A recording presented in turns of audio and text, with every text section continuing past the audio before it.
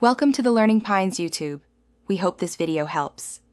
You start now, remove the batteries and place the controller face down on a clean, static-free surface. Keep a T6 Torx and pry tool ready.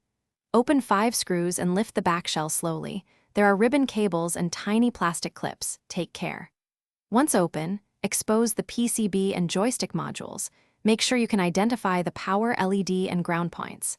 If you bought a pre-wired RGB ring or LED kit, unwrap it and lay components out in order so you know which wire goes to 5V, data, and ground. Next, identify a stable power pad, 3V or 5V, plus a ground and a controllable LED pad or spare driver pad on the PCB. Once found, tin each pad.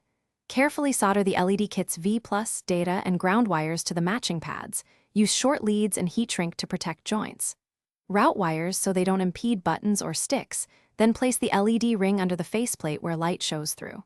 Before closing, briefly power the board and run the LED controller to confirm color response. Finish by reseating all ribbon cables and membrane buttons, align the shells precisely, and replace the 5 screws in their original holes. Reinstall the battery.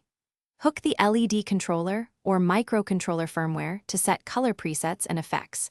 This is the only practical way to make an Xbox One controller change colors dynamically. If the lights fail, make sure you chose the correct power pad, confirm a common ground, and inspect solder joints for cold connections. Fixing those usually restores function. Thanks for watching. Consider subscribing if we helped you.